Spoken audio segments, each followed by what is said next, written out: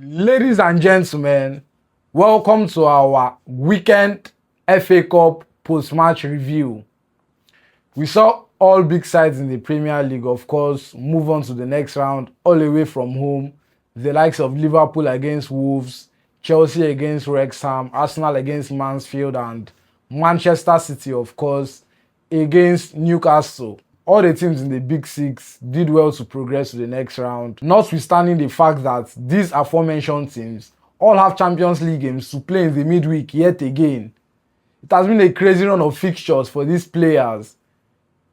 Week in, week out, 2 to 3 games sometimes. You play on the weekend, you play midweek, you play weekend again, you play midweek. This is a crazy burnout for the players. This is crazy. A lot of games. Look at the likes of Arsenal, Chelsea. I mean, Arsenal did not play in the Club World Cup, but they've had a lot of games to play, reaching the Carabao Cup final. Chelsea, the Club World Cup, almost everything that came off that Club World Cup has been in shambles. They've not been doing well. Check it out. Almost every team has not been doing well, probably except Bayern, because the league Bayern is in isn't that much of a serious league. Look at Real Madrid. Look at how they've been playing this season. Look at Chelsea. Look at Manchester City.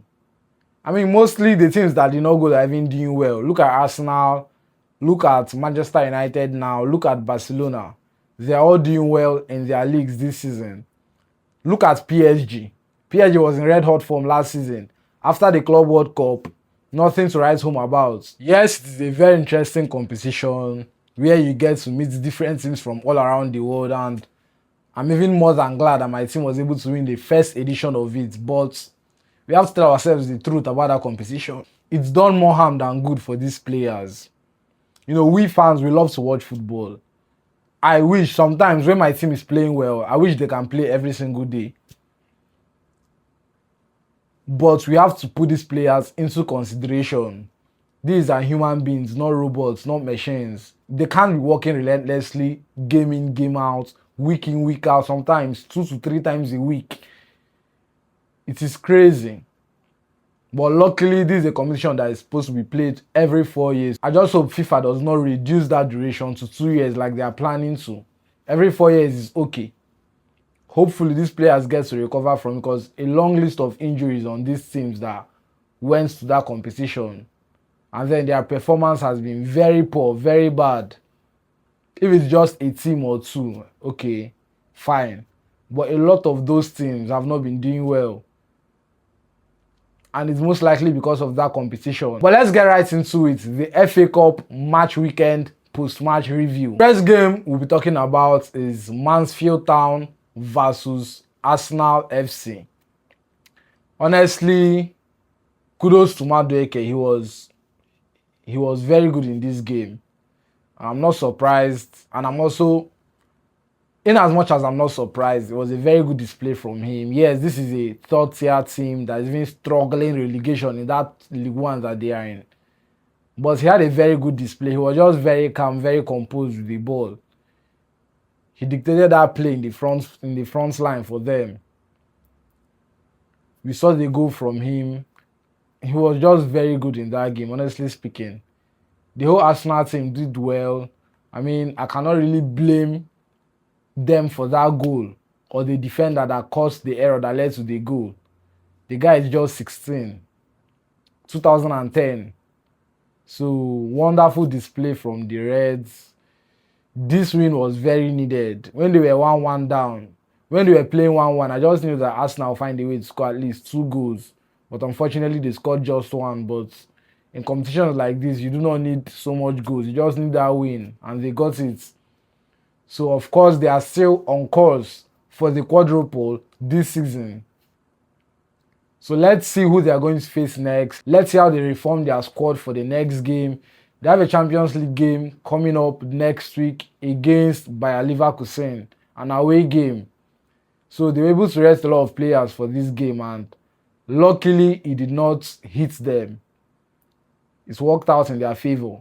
So, they have a lot of well-rested players for their away trip to Germany. Hopefully, they go there in Germany and get the very much important win going into the second leg at the Emirates, and seal it off to go to the next round. So nothing much to say here. Mansfield Town were really, really very good for the league that they are in. They really upset Arsenal, I ain't gonna lie. You know, all these, that's why they say the English league. Football in England is crazy. It is tough. Any team can upset you. We saw Grimsby Town before. Grimsby defeats the best team in England on penalties. So in England, no team is a small team. No team is a small team. But yeah, kudos to Mansfield Town. Honestly, this is their best run in over 50 years in the FA Cup against the best side in the league. They were the second worst side at that stage of the competition, meeting the best side at that stage of the competition. So kudos to them, kudos to their manager. They fought really well, they were really good, but Arsenal came out the better side in terms of gameplay and then the scoreline. I honestly think they played better football here than they do in the Premier League. So let's get right into the next game. Of course, you all know my man of the match for that game has to be no other person than Noni Madueke. He was my best player on the pitch. I even enjoyed watching him play, even as a rival fan and as a ras that he is. But he was very good. I enjoyed watching him play. His goal was spectacular. The 2 goals from Arsenal, in fact, the 3 goals in the game were spectacular. The 2 from Arsenal and 1 from Mansfield to put the scores 1-1. Eze's goal was very good. But I feel like Madueke has that top position for the best player in that game. Let us know yours in the comments. In the next game, we have Wrexham versus Chelsea. Honestly, this was a very much needed win for Chelsea to go on to the next round. This Wrexham side, they've been a very, very much difficult side to beat at their home ground. I saw somebody bet 50k that Wrexham were going to win, that Chelsea can beat them in their home. But fortunately for Chelsea and Chelsea fans, and unfortunately for rival fans, Chelsea were able to do the undoable, beating them 4-2 away from home. We saw the likes of Joao Pedro, Alejandro Garnacho, Josh Achampong, all on the score sheet for Chelsea. It was not a very beautiful encounter for the Blues, as we saw the home side take the lead in the first 20 minutes. And then Chelsea pull one back, and towards the end of the second half, with less than 25 minutes to go, they get their second goal, and you start wondering, is this the end for Chelsea? And then just a few minutes later, the lead did not last long. Josh Achampong found the back of the net to make it 2-2. And then they kept playing, and got into extra time. They got the red card for serious foul play. I mean, I don't think anybody's going to argue that it was a clear red card, serious foul. His leg was way above the ball, and luckily Chelsea were able to capitalize on that, and we saw Garnacho get a 3rd goal, and then Joao Pedro puts the icing on the cake to make it 4-2 away from home. That man has been in incredible form under the new manager, Liam. He's been very good, very prolific in front of goal. If he continues in this red-hot form that he's in, honestly, he might be dragging positions with Erling Haaland for the top goal scorer this season in all competitions. Or at least goal and assist combined, because he has been doing both of them. So let's see how he can keep going. Chelsea obviously have a game in the midweek against the very much difficult side to face in the Champions League, European champions Paris Saint-Germain. Chelsea will be flying all the way to France for that game on Wednesday. So let us know your score predictions for that game in the comments below. And my man of the match for this Chelsea game has to be no other person than Alejandro Garnacho. Garnacho was very good in the game. He got the shot that led to the own goal, and then the second goal that puts Chelsea up in front in extra time. Let us know yours in the comments below. Let's get right into the next game. Newcastle United versus Manchester City. Honestly, Newcastle have really been suffering in the hands of City this season. City won them in the Premier League and then coming to win them now again in the FA Cup. Newcastle at this point, they hate City to come in. They hate City to come in because it only ends in one thing, a loss for them, no matter where they are playing it at. Whether it's St. James's Park, Etihad, random stadium, Wembley. They are collecting. They are collecting notoriously from City's hands. City played a very beautiful football. They really just made it very difficult for Newcastle to even see anything to play. Omamamush got a brace. He was taking off for Semenyo. I mean, who knows? He could have gotten a hat-trick in this game. But with the game that City has in the midweek, very difficult game against Real Madrid, I can only understand Pep's decision. So Semenyo came on and, he added his spice to the game, but they were unable to get a goal since him coming on. But wonderful display in general for City, honestly. This Newcastle side have been in terrible form this season, but they were able to beat Manchester United in their previous game with 10 men. Premier League is just a very crazy league. So I really did not see City coming off with a win, given that they were going to rest a lot of players against the Newcastle side that had nothing to lose. I just hope Newcastle are able to learn from this and focus more on the Premier League. Try to get more points and see if they can even end up in Conference League or something. Because the way they've been playing this season, honestly, they're not playing like an oil club that they are at all.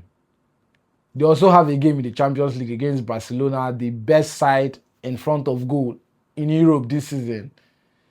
Their defensive woes has been crazy. I think they've considered 3 goals more than 6 times just this year alone. So if they are going to open their legs like this for Barcelona in that Champions League tie, honestly, it's going to be a very much disgraceful loss for them, home and away. So Newcastle really have to tighten up that defense if they are to progress to the next round of the Champions League. They can't be playing how they played against City, how they played in their last game. It was a very not beautiful win for them against Manchester United. Manchester United were just totally bad in that game. So they really have to improve if they have to beat Barcelona and move on to the next round. But for this game, my man of the match is going to be Omamamush, of course. He had the brace. They very much needed 2 goals to put City in front. Let us know who your man of the match is in the comments below, and let's get right into the next game. Wolves versus Liverpool. I mean, this is a cup tie. Wolves could have really upset Liverpool if they were serious. I really don't know why they went all the way to win Liverpool in the Premier League when they had a chance in a cup tie where they could have won it and it would have meant something for them. I really don't understand these clubs. You take out very much important points from teams that really need it and use it to do nothing. Then when you have the chance, when you really need to take this win, you now get to give it away. Wolves would have had a better chance winning the FA Cup than escaping relegation places in the Premier League this season. Honestly speaking, they would have been the dark horse or something. At least reach the final. But yeah, very resounding, beautiful display from Liverpool, bouncing off that 2-1 loss against Wolves the last time out. This was very much needed, and it's lost. Kudos to you. He set up the team really well. I mean, the only 2 people that really disappointed in this game were Quadruple and Alisson. They were not impressive. Aside that, the entire Liverpool team were very impressive. The likes of Mohamed Salah, who has been in terrible form this season, but in the last 2 games against Wolves, he's been good. Andrew Robertson. The reshuffling Liverpool did in this game was not so much compared to what I expected. We saw Salah starting, Kodigapu starting, Alisson starting, Van Dijk starting, Gravenberch, McAllister, Jobozlai. I really don't know why Arne Slot did this, maybe to save his name, because imagine losing twice to Wolves back to back. It would have been very, very much disgraceful. But then, given that you have a tie in the Champions League in the midweek against Galatasaray, I feel like he should have been resting more players than he did. But if they're able to get the much needed win against Galatasaray, this would have been a very good decision from Arne Slot. Nobody's going to ban him for that. Nobody's going to complain for that. So let's just hope he's able to get that much needed win against Galatasaray in the first leg. If not, social media will not have it with him. So yeah, the Liverpool team in general, they played really well. Salah got a goal. Curtis Jones got a goal and an assist.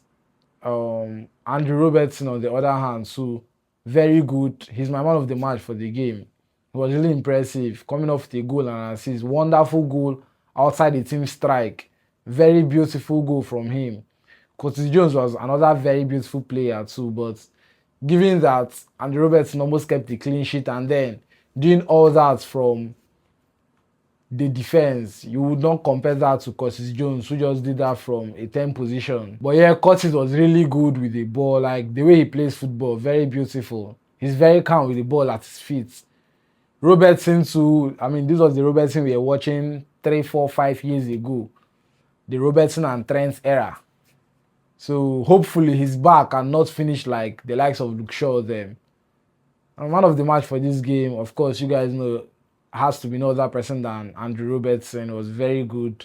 Curtis Jones too was very good, but I'll give it to Robertson. Let us know yours in the comments below and what you think is going to happen in their next tie against Galatasaray, giving a slot starting 11 for this game. Thank you guys for watching this far. I really appreciate your time, your love, your support. Like, subscribe and share to your football friends and family. See you on the next one.